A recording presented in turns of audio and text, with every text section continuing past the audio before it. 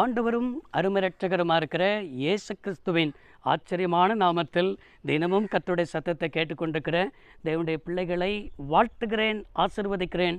நீங்கள் ஆசீர்வதிக்கப்பட்டவர்கள். இந்த நாளிலும் கூட நம்முடைய தேவன் நம்ம மேலே அன்பாக இருக்கிறவர், நம்ம மேலே கரிசனையாக இருக்கிறவர். உங்களை பார்த்து ஆண்டவர் சொல்கிற ஒரு வார்த்தை, உன்னை வலுவாதபடி உன்னை காக்கிற தெய்வம். நம்முடைய தேவன் நம்ம வழுகி போயிடக்கூடாது, நம்ம என்ன விழுந்து போயிடக்கூடாது, நம்ம என்ன செய்யக்கூடாது, கர்த்தரை விட்டு தூரம் போயிடக்கூடாது என்று சொல்லி நம்மளை வழுகாதபடி காக்கிற ஒரு நல்ல தேவன் இருக்கிறார் என்பதை விளங்கி கொள்ளணும். இதை அறிந்த யூதா தான் ஒரு பொதுவான நிருபத்தை எழுதுகிறார். யூதா பொதுவான நிருபத்தை எழுதும்போது ஒரே அதிகாரத்தை தான் எழுதுகிறார். அதில் 24வது வசனத்தில் இவ்வாறாக வாசிக்கிறோம். என்ன வாசிக்கிறோம் என்றால், வலுவாதபடி உன்னை காக்கவும் மகிமையுள்ள சன்னிதானத்தில் மிகுந்த மகிழ்ச்சியோடு உன்னை மாசற்றவர்களாய் நிறுத்தவும் வல்லமையுள்ளவராய் இருக்கிறார். எனக்கு அருமையானவர்களே, நம்ம பாவம் செய்யும்போது நம்ம தேவ சன்னிதானத்தில் போய் நிற்க முடியாது. பாவம் செய்யும்போது தேவ சன்னிதானத்தில் குற்ற மனசாட்சியோடு கூட போய் நிற்போம். பாவம் செய்யும்போது மிகுந்த மகிழ்ச்சி இருக்காது, மகிழ்ச்சி எடுபட்டு போகும், சமாதானம் எடுபட்டு போகும்.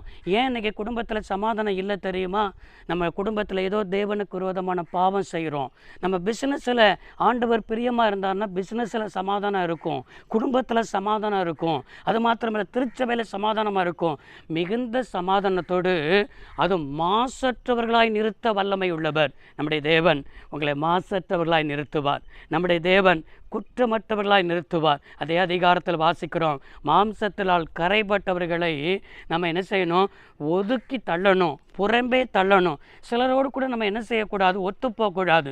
சிலர் பாவம் செய்கிறவர்கள், அக்கிரமங்கள் செய்கிறவர்கள், தேவனுக்கு விரோதமாய் பேசுகிறவர்கள், அவர்களோடு கூட நம்ம என்ன செய்கிறோம்னு சொன்னால் தோழமையோடு கூட இருக்கிறோம். சில நண்பர்கள், தேவனுக்கு பிரியமில்லாத நண்பர்களை நம்ம என்ன செய்யணும்? நம்ம ஒதுக்குவதற்கு, அவர்களை விட்டு நம்ம வெளிவருவதற்கு முதலாவது பிரயாசப்படணும். தேவனுடைய பிள்ளைகளே, அன்பான தேவ ஜனமே, உங்களை பார்த்த ஆண்டவர் இதை தான் சொல்லுகிறார். இவனுக்கு ரொம்ப பிரியமானவன், அவன் ஜெபிக்கிறவனா இருக்கிறானா, ஆண்டவருக்கு என்று சொல்லி என்ன சொன்னால் ஓடுகிறவனா இருக்கிறானா, ஆலயத்துக்கு போகிறவனா இருக்கிறானா என்று சொல்லி பரிசுத்தமாக வாழ்கிறவனா இருக்கிறானா என்று பார்க்கணும். சிலர் குறை சொல்கிறவனாகவே இருப்பான், குற்றம் சொல்கிறவனாகவே இருப்பான், ஊழியத்துக்கு விரோதமாய் பேசுவான், சபைக்கு விரோதமாய் பேசுவான், ஊழியருக்கு விரோதமாய் பேசுவான். அவனோடு கூட நீ என்ன செய்யக்கூடாதுன்னு சொன்னால் ஒரு மனமாய் நடக்கக்கூடாது. அவனை விட்டு விலகு.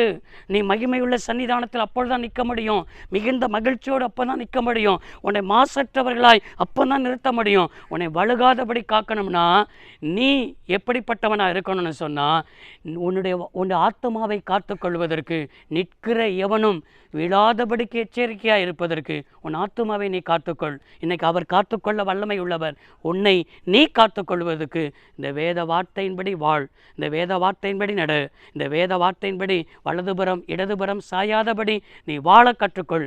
நீ வழுகாதபடி வாழ கற்றுக்கிருப்ப தருவார். ஜெபிப்போமா?